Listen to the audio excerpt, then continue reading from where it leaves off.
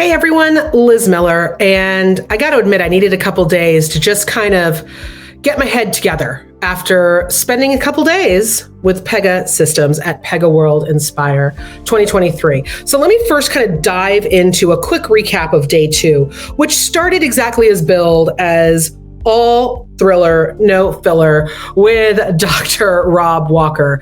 And I got to tell you, it was really interesting because he started his conversation off with a couple facts, right? A couple data points from some surveys with consumers. In that 3 out of 5 people believe that they can distinguish AI created content over human content. And I think they're kidding themselves. I can't even tell the difference, right? 1 in 3 believe that AI is actually going to take over the world. Now, I think they mean like it's going to take over the world like a bad way, like it's going to blow up the world. And I think that's largely contributed to with some pretty kind of dramatic headlines as people are saying that they believe that AI could be the downfall of humanity. But there was something really interesting in a conversation saying that people would actually, in a life and death situation, take the advice of a doctor. In fact, 74% said that they will pick a doctor, a human doctor, with their life and death decision because that person can sit in front of them, eye to eye, explain why they made a decision. Well, this is great, except for the human doctor is correct about 85%, to the degree where 95% is where AI doctors come out. So we're picking the less correct life and death decision because a human can sit in front of us and explain themselves to us. So yes, people might be a little bit afraid of the machines, but I think what we're also tired of is not getting the answer, not getting the transparency we want from the decisions that are being made from the machines. But you know what else we're tired of? We're tired of the mundane. We're tired of going to work and being expected to do all the mundane, repeatable tasks that are taking up time, that are taking away from our ability to really be successful in our jobs. I think that's what we're hearing more of. And so I think that's what we started to really see at PegaWorld was all the different places and spaces where AI could actually take those processes off of people's plates.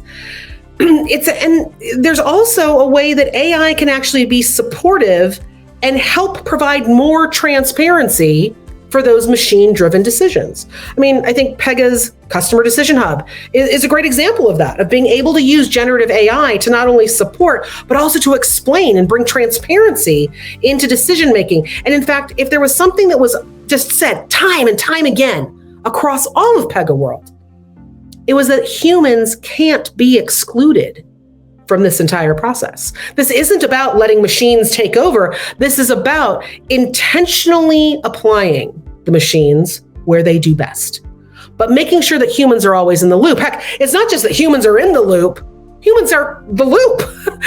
That loop might be accelerated thanks to AI, but humans are still front and center in every single one of these decisions.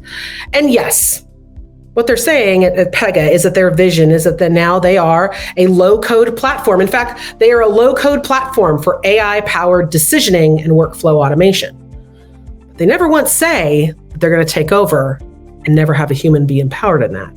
In fact, when I asked CEO Alan Trefler what he was most excited about the next 2 years of Pega, without missing a beat, without even batting an eye, he said it's how much Pega's customers, employees, how Pega's customers' teams are actually going to be able to realize all of the personalization, all of the automation, all the execution strategies that they've been envisioning in their heads.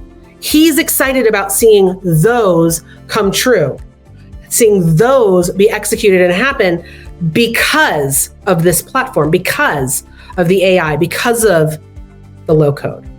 So this is really about where that sweet spot is, that sweet spot of where kind of customer and employee revenue all meet, wrapped in AI, and we're getting there faster, right?